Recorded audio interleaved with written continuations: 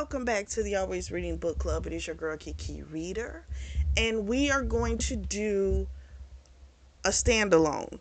So this one is a part of the Rocky Mountain House series by Vivian Arend. It's Arend. Hopefully, I'm saying it correctly. And we're gonna do book 7, which is called Ride, Baby, Ride. We meet Gage Jennick, and he currently works at a car garage, and he works with his best friends, who are the Thompson brothers. So they have a sister named Katie. Now, Katie, for the longest time, to him was like this annoying little sister, blah, blah, blah. But now Katie, fully grown up, and boy, has he noticed. So we get a flashback where, like, maybe a year or so ago, he realized the girl had, like, a body, right? So the water hose had broken. Water had gotten all over her and him, and he sees her in a totally different light after that point. So he is actually on his way to an oil field up north, because this takes place in Canada, and I think they currently live in Alberta, if I'm not mistaken. Alberta is a is it a province? I'm gonna look it up because I'm not sure at this moment. So he's going up to work in an oil field for 6 months. And so the money's too good for him to turn down. And currently he's sitting at a bar, their local bar called Traders, and they're doing like this little going away party for him there. So his best friend's name is Clay Thompson, and Clay has to leave because he just got a call for tow. And so he's got to go do that. And he was like, damn it, um, Gage, take care of Katie, get her home. The crazy thing was, Gage was actually about to ask him if it was okay for him to talk to his sister, to ask her out. Because we find out she had recently broken up with a guy named Simon, who he describes as a jerk. And so the call comes in for that tow, and he doesn't ask if it's going to be okay. So he just thinks, well, fuck it. He tells him, hey, I'll get her home. Don't worry about it. And he's thinking, I'm going to hell for what I'm going to do because, he wants Katie. Okay, I did Google, and yes, a province is like a state. So I feel better about that. Okay, so Clay leaves. Our boy Gage is watching Katie on the dance floor. Okay.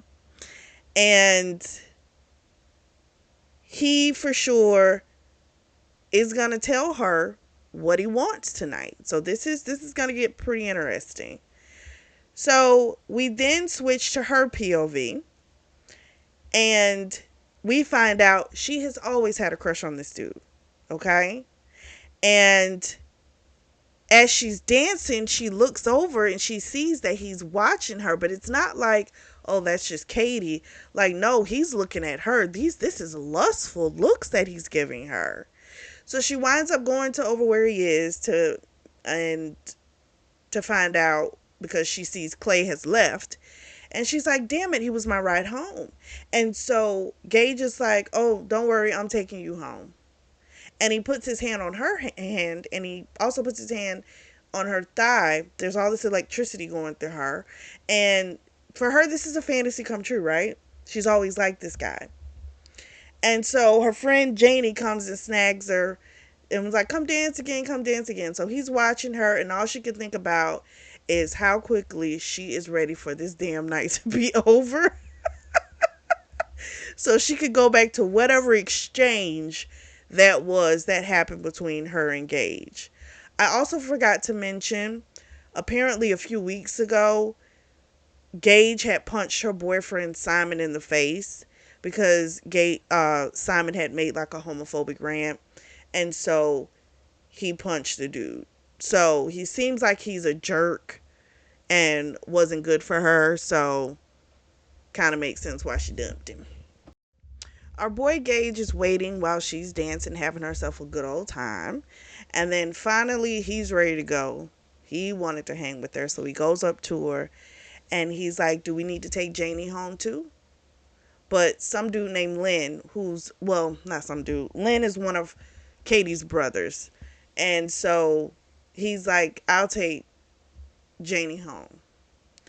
And we find out that with them two, it's weird. Janie likes him. He apparently acts as if he does, but then when she makes a play for him, he never goes for it. So who knows? So anyway, Katie, of course, she's ready to go. Okay. And so she takes his hand. He takes her outside to his truck. Right outside of his truck, he kisses her, and it is beyond magnificent. So they get in the truck. He takes her to her place, and they make out again. And he was like addicted. He could not get enough of her. And she had made a comment in the truck like, I don't know what's going on, but I like it. And he wanted to be able to say to her, you know, what he really wants with her. Like, he doesn't just want a night, okay? Like, he really wants something with her, even though he's leaving tomorrow. But at the same time, he doesn't want to lose this opportunity with her because it's really about seizing the moment. So we switch to Katie's POV. She, of course, beyond excited, okay? She's wanted this for forever. So when they get inside, she is like, okay, what is this? You know? Like, what are we doing? And he was honest. He said, I want us to be together. He's like, I couldn't ask you out when you were still going out with Simon. And she was like, oh, really? You really want something with me? And he's like, yeah. She does, she doesn't want to admit to him, but she winds up, it slips out. Simon used to be kind of aggressive with her. He would tell her that she wasn't that good in bed, that she wasn't as adventurous, all this kind of stuff. Now, this pisses Gage off. And Gage was like, I can just tell by looking at you that you're incredible, you know? And so they go back to kissing. He, of course, is like, I know this idea with me leaving tomorrow isn't the ideal, you know, but I do want this with you. And so she told him she wanted it too. She told him, you know, take me now. So he went ahead and they had their fun. And in between, they rest a little. He had timed it enough to where he could get enough rest because he still has to drive 700 kilometers away, which, yes, I did look it up because I didn't know it off the top of my head, which is 435 miles away. So that's a long drive. And but he wants to enjoy this night with her. You know, this is mind blowing for her and clearly for him as well. And she's never had such an intensity, like the type of connection with someone. He hasn't either. So this is, we're gonna see how this gonna work because he is leaving tomorrow. Next morning, he wakes up, and even though she accepted, you know, that he was leaving, it it didn't make it less sad, right? So he told her that he was going to be calling Clay, and he was going to let Clay know that they were going to be together. And at first he was playing with her, and he was like, when she offered to tell Clay, he's like, would you? And she's like, yeah. He's like, no, I wouldn't have you do that. He's like, no, I'm going to say something to him because they're best friends, so it should come from him. Not about asking permission. It's more so to let you know this is happening, right? You shouldn't find out from somebody else. It should come from your best friend that this is happening. And so she was like, okay. And it's sad, right? He's leaving. It's setting in that he's going to be gone for 6 months. And so he goes ahead and he leaves. And we switch back to her POV. She's missing him. And he's got to go back home, pack up some stuff, and then he's going to leave. And so she's thinking, you know what, maybe I can go and I can help him pack, or just be there with him, and give him another kiss goodbye. Her car is in the shop because her father, Keith Thompson, he of course is like, hey, you got to get your oil change. You got an older car. You got to get it done, blah, blah, blah. So her car's in the shop. So she takes her bike. It's a little light rain. She takes her bike. She rides over to the garage, sneaks out her car. So as she's driving, there's a torrential downpour. Okay. And she's coming up to where she needs to turn.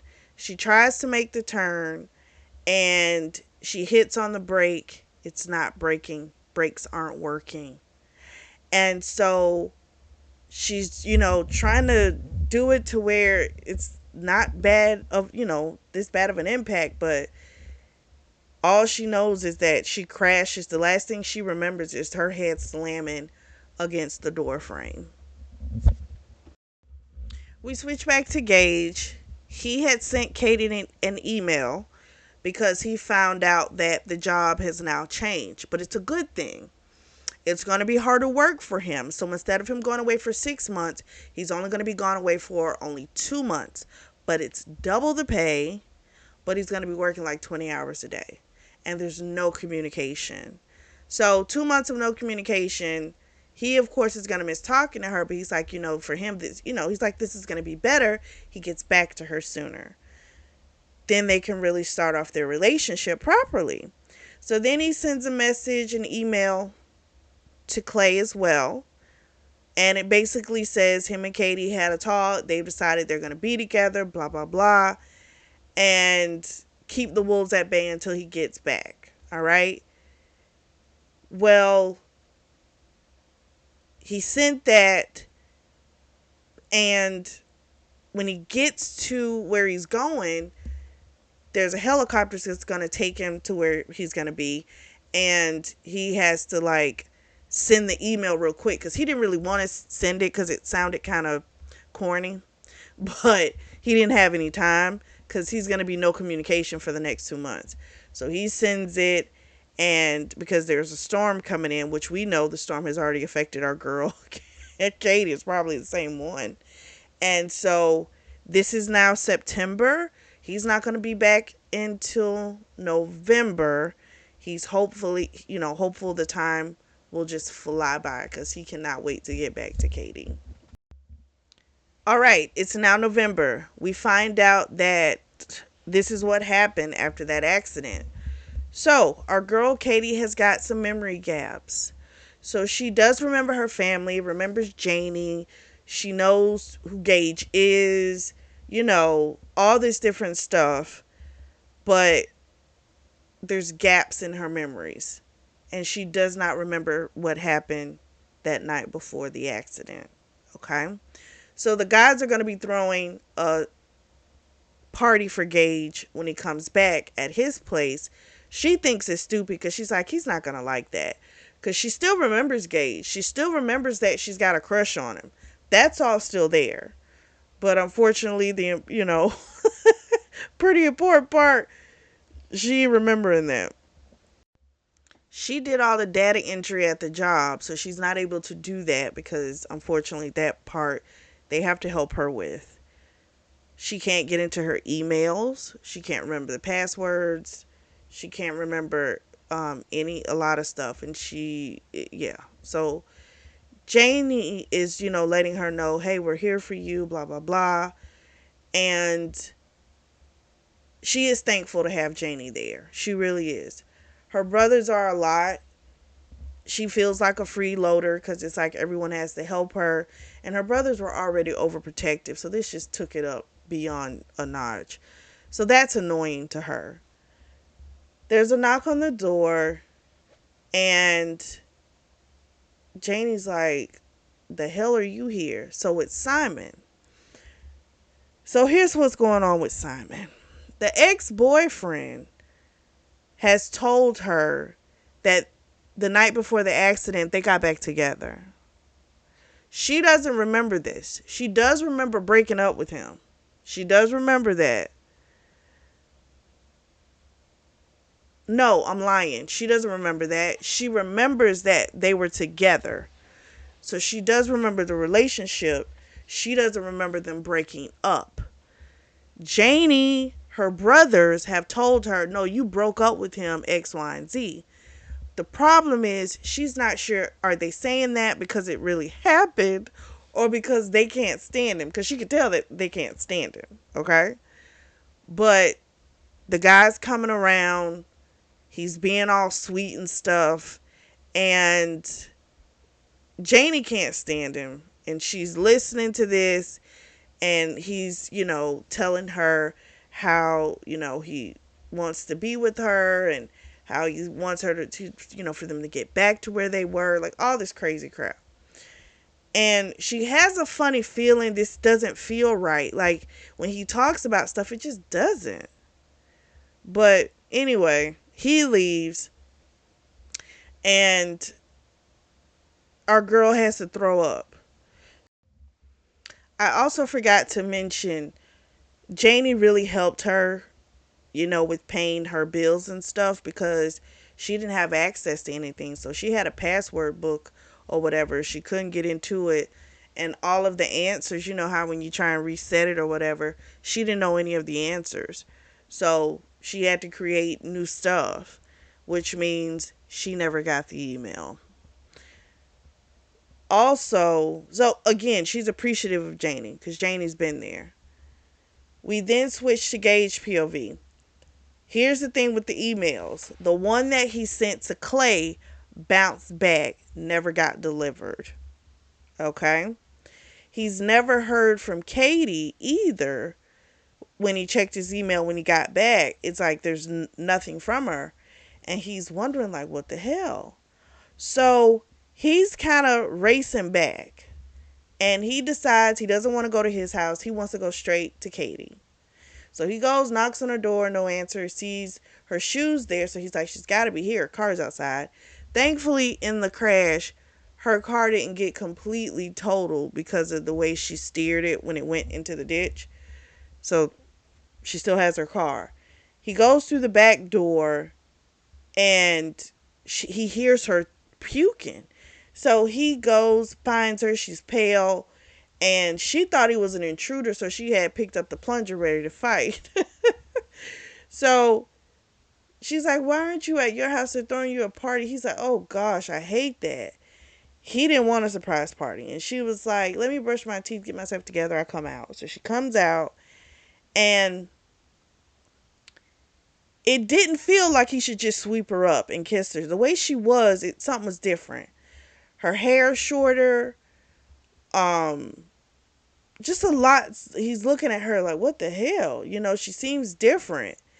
And the first thing he wanted to do was kiss her, but the way she's looking at him, first of all, she's sick, so he ain't finna do that anyway. But there's something different going on with her. And as she starts talking about memory loss, he's like, wait a minute, what? He realizes she doesn't remember. And hell, he also realizes she went through a whole major event and he didn't know anything about it. Because no one could contact him. If they had to send him something, he wouldn't have gotten it until the 2 months were up and he was back on the mainland. So it's like, oh my gosh. Katie's looking at him and he's got like a huge beard. Last time she saw him, she doesn't remember having a beard, and he seems different. And even though she's had fantasies about him and, she's had this long time crush, she's fragile. She's getting sick again and she told him, go to your party, have fun. I'm just going to go rest and sleep for like 24 hours. He was, of course, like, I'll call you later. She's like, I'll call me tomorrow. Like, she's done. So she pushes him out, basically. He makes this grunt noise because he doesn't want to leave, but he goes ahead and goes. So she runs, throws up, goes to sleep. A couple days later, Janie comes over. Janie gives her a pregnancy test because Janie's like, I think we need to face what this might be. It's been a couple days. The nausea although it's not 24/7, she's still having the issue. And again, she doesn't know what happened that night before. So for her, she's thinking, okay, if it is a possibility, it's going to be probably Simon's, right? So Jenny went to Red Deer to buy it because she didn't want anyone in town to know, she's buying this damn pregnancy test. She takes a test. Sure enough, 2 lines, she is pregnant. She's freaking out because she doesn't know if it was Simon or if it was someone else, because the few memories of Simon she does have, he wasn't that great to her. And she could see why, it does make sense why people are saying they broke up. But she doesn't know, did they get back together? Or was she involved with someone else? Like, she really doesn't know. Janie tells her, you've got options. You don't have to have it. You could give it up. And she's like, no, I don't want to give my kid up for adoption. I don't want to get rid of it. She doesn't want to do that. It's just a matter of who the hell the dad is going to be. if it's going to have one. We switched to Gage's POV. It's been about 6 days. He's decided, fuck it, he's going over there, okay? He's going to check on her. He's going to try and ask questions. He's been asking questions to the brothers to try and piece together some things. So he goes over. He's looking a little rough. She's looking a little rough. And he decided he's going to tell her about their night that happened before he left. And he's telling her, like, about that night. And he's like, he really wants them to try and be together. She's thinking Janie done told him about the pregnancy and he's trying to do this honorable thing. And he goes, what? You're pregnant? And she realizes he didn't know. So Gage grew up in foster care and he never thought he would be a dad. Probably he just thought that's probably not something that's for him based on what happened in his childhood. And now I'm like, okay, what happened in your childhood? Now we gotta know. He says, it's a possibility. They did use condoms, but condoms do break. So the possibility that it could be Simon's upsets him, of course, because he can't stand Simon. Okay. He also told her that it's possible for them. Well, they're going to have to go to a doctor to figure out, I guess, how far along she is. That should be able, I think, to match up who the hell the father's going to be or who it is. So she was like, she'll call him tomorrow, X, Y, and Z. He told her, I'm here for you no matter what. For him, that doesn't change. He just, however she needs him, he's there. And all he knows is that he's going to take care of Katie. And if she's pregnant, he's going to be there for her as well. That's all he knows. He don't know shit else, but he knows that. He's terrified of, because again, he didn't think it would be a father, but he loves Katie beyond. She's about to open the door to talk to Simon, and she's a little nervous. He comes in, makes himself right at home, sits on the couch. He's all happy. And he's like, I'm so glad you called, blah, blah, blah. She gets a phone call, and so she's like, I gotta take it. It's her dad. So her dad's telling her that Gage has spoke to him and said that he's going to be bringing dinner for the family dinner. Some Chinese food. And the dad was saying, how much of a stand-up guy Gage is and all this type of great stuff. To her, it sounds like, okay, maybe he's trying to make sure he's there because she was going to tell her family about the pregnancy tonight. So hopefully she feels he won't try and take over, We'll see. Well, when she gets off the phone, Simon's gone. He's pulling out of the driveway. She looks at the table that was in front of the couch, and she had put all these different pregnancy stuff, dates and possibility and stuff like that. So The fact that he just left, that's not a good sign. Gage is outside shuffling her snow. He knocks on the door. She lets him in, and he's like, "How did he take it?" And she was like, "He just left, but maybe it's just for a lot for him to process." So then she got on him about, doing the food for the family dinner, blah blah blah.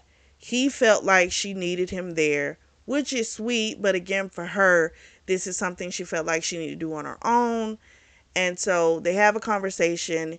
He tells her about a test that they can do now to find out the paternity. And she tells him how she got poked and prodded so much after the accident when they were trying to figure out what was going on with her brain. And she just doesn't want to do that to her kid. She doesn't want to do that to the baby. She would prefer to wait until after the child is born. She's like, "Are you okay with that?" He's like, "Yeah." He's like, "I want you and the baby to be safe. That's it." So he tells her he's 90 something percent sure he's going to be the dad, you know, and even if he's not, he still doesn't want anything to happen to her and the baby. So he hugs her, tells her, "I'm just going to be here. However you need me, I'm here." He then brings up about like their relationship, and she's like, "I don't even remember the kiss. I don't remember any of that." You know? She's like, "I've had a crush on you damn near my whole life, but what you're saying, I don't remember it." And for me, I feel like that was too soon to talk about that. She doesn't remember it. She doesn't need to remember it, in all honesty. You just need to prove to her. Because be honest, they fucked. They had a great night. But that wasn't a relationship. You know? They were just starting it. Well, now you're back and you can actually show what a relationship with you is like. And that's what you need to focus on. So him asking about that was just a little too much. And I understood why she flipped out on his ass. I really I really did. I really did. So she does want him there, but she doesn't need him to be there tonight at the family dinners, but we'll see how this goes. They go to the dinner. He's sitting next to her. The guys are talking about the different women they like and stuff like that. And then he can tell Katie's nervous, so he decides to blurt out that him and Katie are a couple. Katie gets pissed off because that was not how this conversation was supposed to go. So the brothers, of course, pissed. They're ready to fight. And they're like, it's only been a couple months since her accident. She's fragile. And Katie unleashes. She's like telling her brothers and Gage, she's like, "You all act like my brain is broken. It's not. You know, I don't remember everything, but I can still function. Stop treating me like I can't." And then she went off on Gage and she's like, "I told you I wanted to handle this on my own. We are not dating, but I am pregnant. And it's either him or Simon. That's all I know. And that's all I can handle for tonight." And she storms out. Well, he got punched in the face by Lynn. And then, what's his name? Clay helps him up. And, he told him how crazy he was about her. He wanted to be with her. All this type of stuff. And the dad was happy. He said, "I don't know what y'all tripping for. They've been giving each other googly eyes for forever." Like, I'm glad. Like, he was fine. But they told him, "But you done pissed off Katie now. And that's the one that's going to make it real hard." You know? So, he didn't have to react like that. He overdid it too fast. Just because she's nervous, she can be nervous and still handle it. We fast forward about 2 weeks. Katie's talking with a few of her friends. They're asking, "Do you want to have your baby shower before the baby or after the baby?" Katie didn't realize that was an option. And the girls were talking about their different guys that they're having issues with. Uh, our girl Lynn, not Lynn, Jesus, that's the name of her brother. Janie, her best friend Janie, is talking about how she's trying to get Lynn and he's not being responsive, all that type of stuff. So they're having this conversation, and we find out that Gage has kind of been camped outside of her house for like 2 weeks. And he she wants him to realize that yes, he was wrong, and he needs to understand that she doesn't need him to like run her life. And the girls, of course, will, oh, that's it. Oh, I thought he had done something worse. So the house that she lives in is the house. I think her mom left it to her, and the great thing is she doesn't have a mortgage she has to worry about. So that means she does have a place for her and her baby to stay. So that's always great. So then we switch back to Gage's POV, and we find that Gage is listening to this whole conversation because Janie came up with the idea of getting a walkie-talkie so he could hear the conversation, so he could figure out how to fix it. So Janie goes into the bathroom, and she calls him and is like, "Did you catch all of that?" And he's like, "Yeah, I think I know what I need to do to make it right." And Janie tells him, she's like, "Listen, don't hurt her. I will hunt you down. You know, do not hurt her. I think you all will make a good couple. I believe you're good for each other, but you can't mess this up with her." So maybe the next day he comes over around 10, and him and Katie have a talk, and he tells Katie how sorry he is. He won't overstep anymore, blah, blah, blah. He's also going to give up coffee in solidarity with her. And he was being a little too pushover for her. She doesn't like him like that. She's like, "Would you stop?" She's like, "I forgive you. You're good." She's like, "But don't do this pushover stuff. That's not you either. And he, of course, he told her, like, "I know I messed up." And he's just trying to fix it. It's probably a little bit of overcorrection. Okay. Because he's trying not to make her mad anymore. I get it. Her fear with him is that, because he was asking to come to prenatal visits and shit like that, she's telling him you don't have to do that, because her fear is that if this baby turns out not to be his, then he's gonna leave her. And so she doesn't want to get used to something if that's gonna be the situation. I understand that. you know it sounds good. I want to be here, I want to be here, but I get why she's a little afraid. I get it. Now Gage in his head is having thoughts of, like, doubt, meaning, saying to him, like, you're going too fast, this might not work, different stuff. I want to know what the hell happened in his childhood, because that's where this doubt is coming from. So I want to know what it is. So Gage is over at Katie's, and definitely him being around is having an effect on her libido. He's fixing different things around the house, and she does have an issue with him buying things because he wants to buy her like everything for her and the baby. But she told him, it makes her feel a little uncomfortable. So, like, chill out. He also let her know that he made a killing up there. Like, because remember, it was double the money. So he's letting her know, like, I have the funds to do this, but she's still hesitant because, again, there's that fear he might change his mind. And again, I kind of get that. So she makes dinner for him, and she wanted to watch a TV, and so they went and watched a movie, and they're looking at each other afterwards, and they start making out, and he took his phone out and took a picture, and he was like, "This is our first kiss." He was like, "That way you'll have proof of it." And then they went on to have their makeout session. She was in heaven, and he, of course, was beyond turned on. So they're going back and forth with their kiss, and there's a knock on the door. And it is Simon.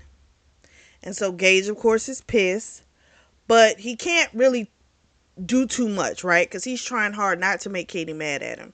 So Simon apologized for how he left out the last time, and he brought her a gift, which was a baby book that he said his mom had made, that she had made for all her children, and she made it for this child as well. And it's a book for her to, a baby book for her to start putting things in, writing down all the stuff she wants to collect, different things. Really beautiful. Gage is pissed off, but he knows not to react too crazy. So Simon gets a phone call. He's like, I gotta take this. And so he goes, takes the phone call, and Gage is pretty much like, you know what? Why is he here? Like, he really shouldn't be here. And she says to him, he has every right to be here. You know? This pissed him off because it felt like she was putting up walls. So when Simon comes back in, he says he's got to leave. He's got, like, it's something with an order. Gage says, yeah, I'm going to leave too. She's looking all sad, but I kind of get it. I'm not mad at Gage for leaving. Like, she's not wrong, okay? If this is his kid, he has a right to come by to give. I get that. But Gage needs to protect himself as well. Because if it's not the kid, what if she decides, you know what, it's Simon's kid, her and Simon need to try and work it out and be together. Simon does want to meet her tomorrow for coffee, so they're going to do that. And I'm like, all right, we'll see how this goes. So they go outside, Gage and Simon, and they have the little, you know, back and forth. They didn't fight, but Gage keeps saying stuff about, you better not hurt her, all this type of stuff. Simon saying you're the one who would hurt her, all this type of stuff. So I'm like, again, we got to know what that past is. But he knows this is going to be difficult to kind of back off of her a little bit. But I kind of feel like in these spaces when she deals with Simon, he should, right? Give her the space, because she needs to decide what she really feels and what she really wants. Because if you're there all the time, it makes things convoluted. And just like she deserves someone who's going to really love her for her, you deserve that as a man as well. It's not just limited to a woman. You know what I mean? So I respect him for leaving. I thought it was a good thing. You know, she was putting up walls, he felt. And so he's got fears just like she does. So I wasn't mad at him. He should have left. Do what you need to do, boo. Next day, she goes on the coffee date with Simon. Simon shows up with roses, made her feel uncomfortable because people are looking, and this seems like this is giving romance, right? And he, of course, was saying how, you know, he wanted to be a part of the baby's life. He also wants them to be together. And she had told him when it came to the paternity, because he had asked about that, he had said, you know, he wanted her to go ahead and find out. But then she made the comment, you know, I'm not going to find out until after the baby's born. And he had this look of disappointment. So she can tell he's doing this facade thing, you know, like, oh, I'm so happy to do whatever it is you want to do. But whenever it's something he really doesn't want to happen, he slips up and she can see it, you know.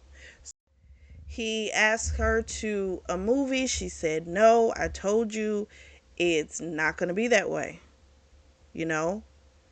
And he kept going about how he wanted to be with her and that before the accident they were getting back together. And she said it doesn't matter. Things have changed. She stated her and Gage are dating.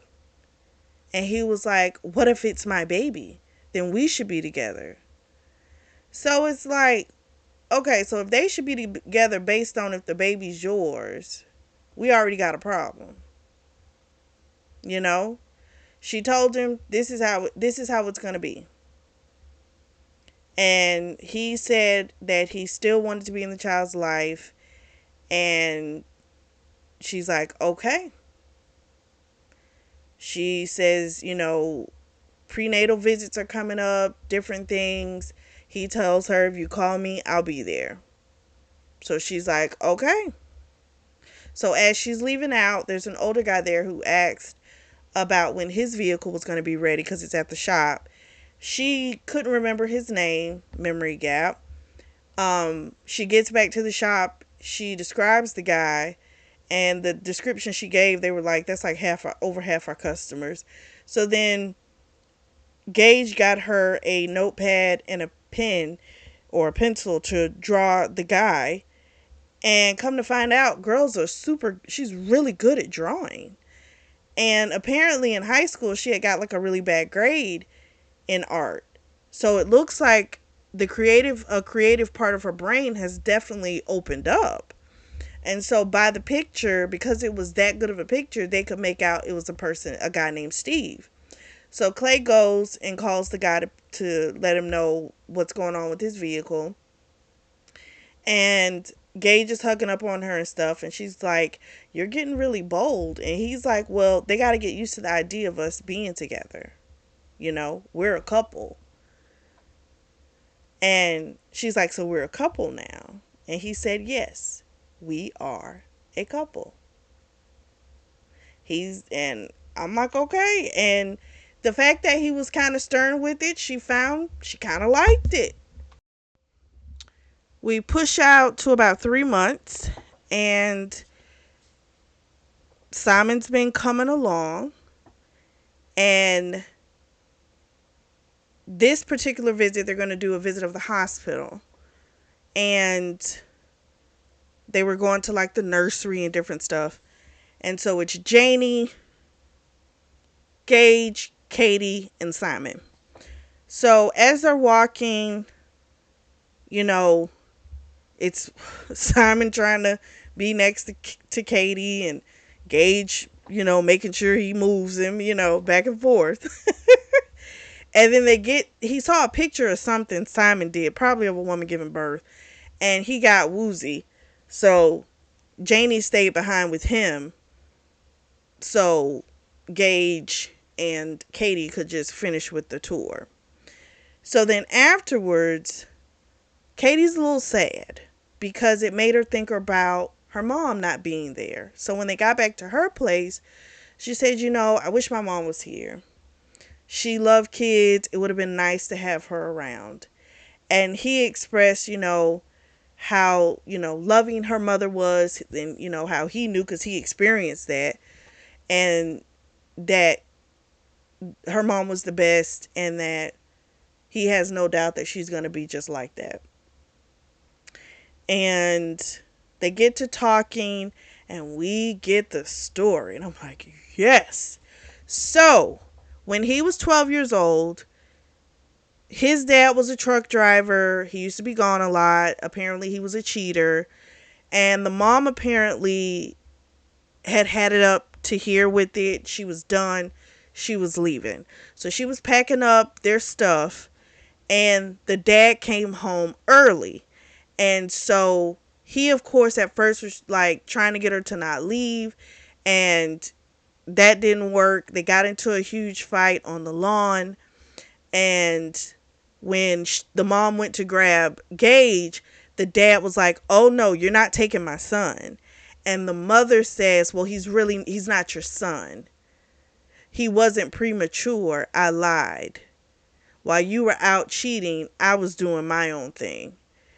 So that enraged the father. He starts beating the crap out of the mom. And basically her injuries, she died in the hospital. So basically the dad beat her to death. He doesn't say anything about the father.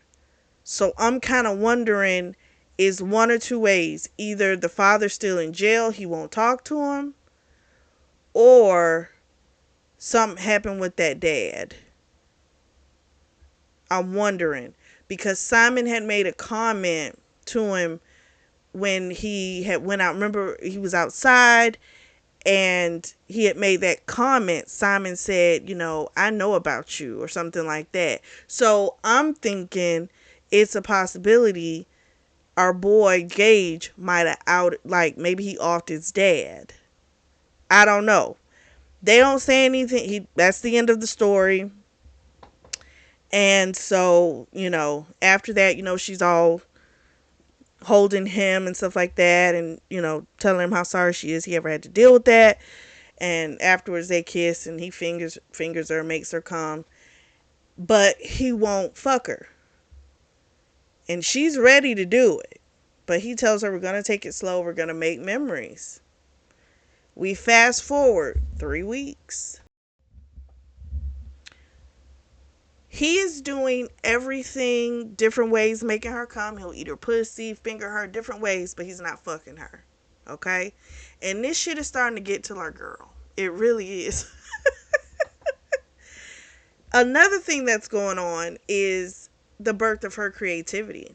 So over the Christmas holidays, her family gave her a bunch of gift cards to the craft stores, which has been coming in handy because she has knitted a lot of things. She's been drawing like all kind of stuff, just really opening up.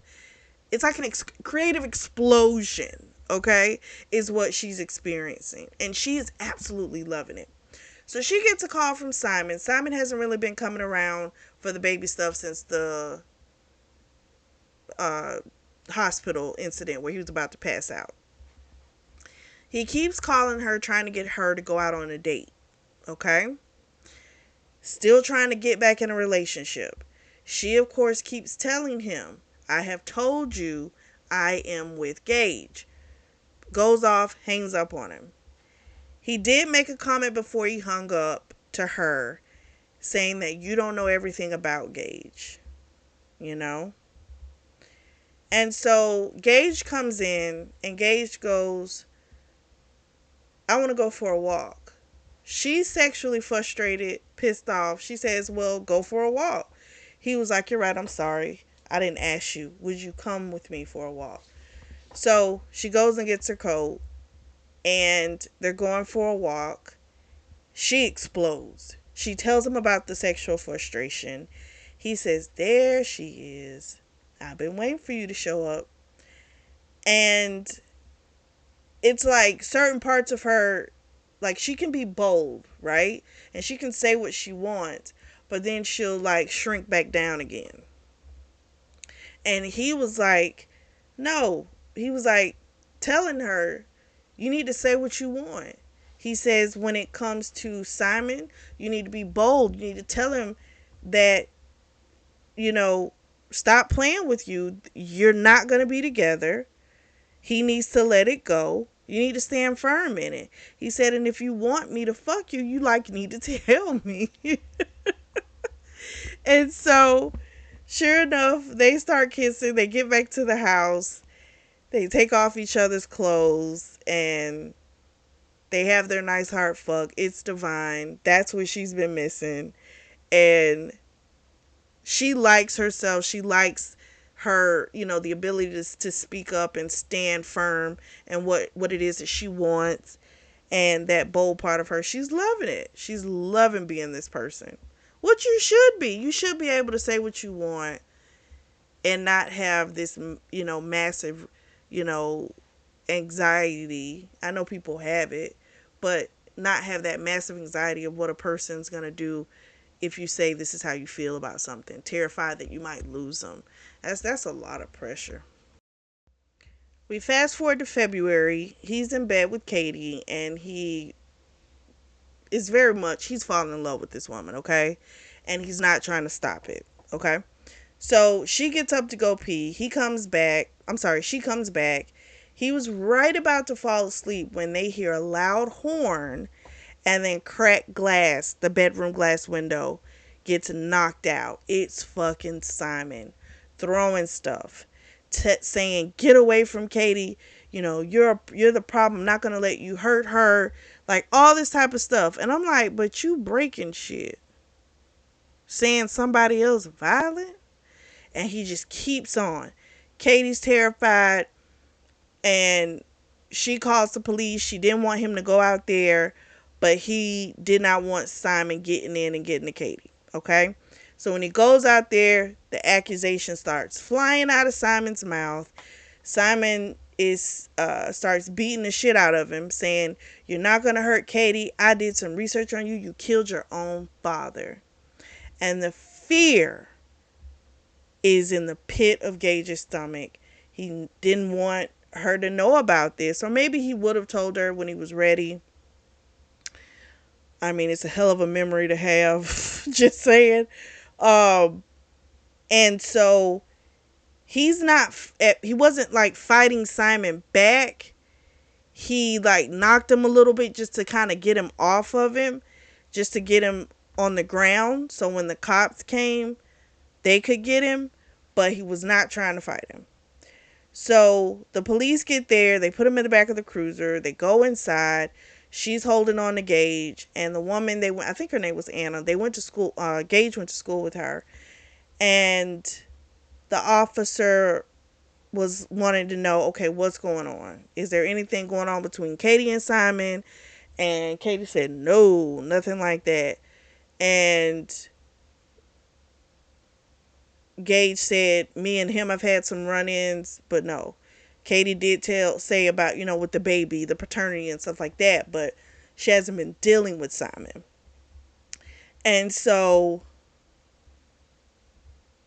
Katie's dad, Keith, also came over as well. And so we get the whole story. So when the dad was beating on the mom, Gage ran to the truck to get the gun. And he just waved it at first, thinking that would scare his dad to stop beating his mom, because that's what he was trying to stop. Well, that didn't work. So then he went up to his dad and he hit him with the gun. And that pulled the dad's focus onto him. And so he hit him with it, and I think it accidentally went off and shot him, his dad. That was it. Killed his dad. As he's telling the story, of course, Katie and everyone's like, oh my God, like, you poor thing. Like, you were 12. And they were like, and he's like, they're like, how did he even find out? And because he was a juvenile, he was 12. His record should have been protected, but he found a way. And so the dad, Keith, tells them, go to Gage's place. I'll put some stuff up over the windows. We'll clean up everything tomorrow. And so they left. And he told her, I'll always protect you. Like, no matter what, I will always do that, And his fear and why he doesn't fight back, he doesn't want to be like his father. He feels like if he fights back, he'll lose control like his dad did. He beat his mom to death. You know what I mean? So that's a real fear this child has been living with his whole life, on top of the guilt of what happened. Like, that's a lot. They also, they're going to put a restraining order against Simon. But I'm like, Simon crazy. I don't know if that's even going to work. We fast forward to May. She's got about a month left of this maternity left. And so they're going to this spring festival type of celebration in Alberta. And she's meeting with local artists. That's been a really cool thing. Her meeting, these new creative people. She's learned a lot from the other artists. It's been really cool for her. And so there's a woman named Ashley. Ashley has 2 men. So she's in they're a throuple. And her and Ashley get along really well. They have great conversation. And so she's talking to Ashley. Gage is over there with Clay. The guys are looking at Clay's like, good God, like, you watch her like a hawk. Like, you are a goner. He's like, I'm not even going to deny it. So then Gage thinks he sees Simon. And he's not terribly far away from Katie. So he goes and he's like, am I tripping? But then Janie comes up and she says, no, that is Simon. And so he heads over to where Simon is. And Simon looked like he was about to like draw back because he was going towards Katie like he was about to do something. And our boy Gage just grabbed him and just like wouldn't let him go. And the dude's like hitting Gage in the head, like just pounding him, but Gage won't fight back. He's just holding him. So eventually the police come and they had to like make Gage let him go because Gage kept saying, I'm not going to let him hurt Katie. He's not going to hurt Katie. And it must have been some type of ploy, to be honest with you, because the cops come, they put Simon in, they arrest him. But then we find out that Simon has gone to a judge and gotten a protective order that makes Gage have to stay away from Katie based on the possibility that the paternity, that's his kid. And being with what's in his record, the judge signed off on it. So I guess there they state it works a little differently in Canada, and that's what's happened with this pending paternity. So it's considered like it's a civil matter, but it's just, this is crazy. So basically, there's a restraining order on this baby, whether it's Simon's or not. There's a restraining order on it. And because of that, can't have any contact. And the dad, Katie's dad, Keith, came over. He was like, they just served him. They brought him to the shop this morning. So he hadn't had a chance to get him because he didn't know about it. But this is insane. Janie is like, I'm going to stay with her. I know this isn't what you want, Gage, but I got it. Okay? We'll try and sort this out. The dad, Keith, said the same thing. We'll go to the judge. We'll try and figure it out. But for right now, you can't go near her, or this is going to cause an even bigger problem. So, I mean, again, this just shows Simon is a piece of crap. Is not really concerned about a fucking baby. He don't care about that. Because every time he calls, the last times he was calling, it was about trying to get her back. And I think it's because she dumped him. And he didn't like the idea that she dumped him. So even though he would say she wasn't that adventurous in bed and all this type of bullshit, the fact that she left him, he couldn't deal with. So he concocts the lie about them getting back together, and then him trying to get her, to be with him. He don't really, it's just a play. And she's going to file a police report. She wants a restraining order against, she already has one against Simon, but she wants, even if this is his kid, now she wants no contact with him because he's clearly, something wrong with him. Because that didn't make any sense, to bust the fucking windows, to make the person that you claim you love and you this and that, you're going to bust the fucking windows to keep her safe? That doesn't even make sense. So, wild. So, what's been happening is our boy Gage, he still comes by the house and he just does stuff outside of the house to help her out. And we do find out Simon's still in jail and they're not going to lift that restraining order against Gage. Judge feels like there's enough evidence, it's not getting lifted. So the dad, Keith, says to Katie one day, like, you all are going to get through this. I know it's rough, but you all are going to get through this. Just hold on. And he said it was like this between you and my mom. Like, basically the way you all feel about each other, I see the same thing. You all will get your happily ever after. Just, giving the girl some encouraging words because she was going through it. So one evening, she winds up, going out, and while he's out there, and they do make, the distance is, enough, but technically they're not even supposed to be talking to each other. But she was making, they have their little conversation saying how much they miss each other. And he had planted forget me nots. And he told her the story about how they bloom once a year and all this beautiful stuff. And he told her, take care of yourself. And he left. And it's so fucked up. But that's Simon. That's a bitch. We have reached the delivery. And Janie's in there with her. She's having contractions. Her brothers are down the hall. They're annoying her. She wants them to go home. She wants Gage there. Janie knew it. She said, "Do you want me to call him? Because you know I will. And you know he'll come." And she was like, "I don't want to get him in trouble." But she did want him there. And she's like, "And I know it's selfish." And the fact that he's the only one who have to deal with the fallout, I know it's not right. But Jenny pulled that phone out, called him. They talked. Come to find out, he was in the goddamn parking lot waiting. And he was thinking about sneaking up anyway, but she called. So he came in.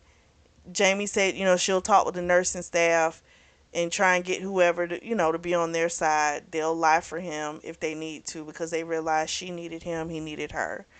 And so she has the baby. It's a baby boy named Tanner. And when he holds the baby for the first time, he says the sweetest fucking things to the child and just says how much he's going to be there for him. He's like, "I'm your daddy. If Simon is biologically your father, I'll figure out a way to make it work. But he will protect this child just the same way he's going to protect Katie."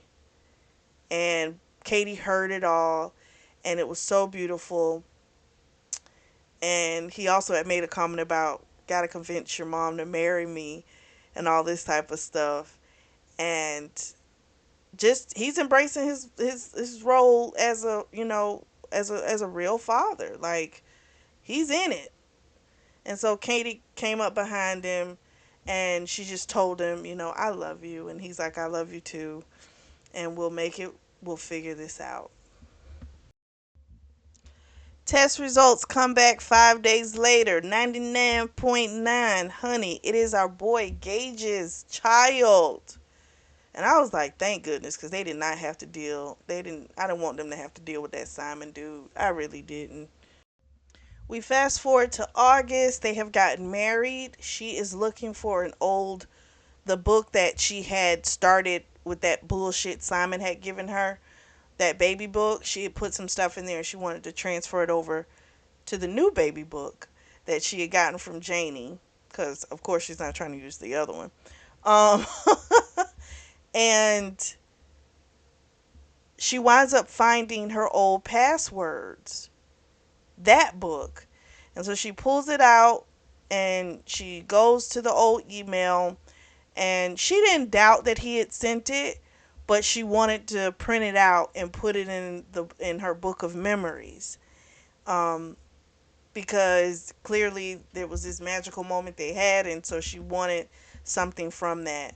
And so she printed it out, and they just have a beautiful family and they love each other, and that's how it ends. I tell you what I really liked about this. I like that she didn't get all of her memories back. I like that it wasn't the, "Oh, they kissed and then it all flooded back." I was very glad they didn't have that type of an ending. This feels more realistic. I feel like they got a super win with Simon not being the dad. Okay, I'm glad they didn't make him the father, but I really liked that she didn't have to get all of her memories back for them to fall in love. Because let's be honest, it was only one time. Well, they did screw a few times that night, but that was it. The relationship hadn't really started, right? Not really spending full time with each other and really getting to know one another. That hadn't happened yet. So this time around, this is the real relationship. You know, her being who she is now, not who she was before, but who she was now, and fall in love with that person. That's how I liked it. I'm like, that was a good ending. So again, remember I stated these are again a part of a massive series. There's probably like 12, 20 books, something like that. It's a lot of books. Each one's a different story. So again, if you want to look at some of the other characters, feel free. But I just saw this synopsis and I thought it was a little different and I liked it. Let me know what you all think. Drop down in the comment section and let me know. If you are in the market for a beautiful notebook or journal, I do have those available and the links are available down below in the description section. Make sure you like and subscribe. And as always, I truly do thank you all for your support and thank you for tuning in to the Always Reading Book Club.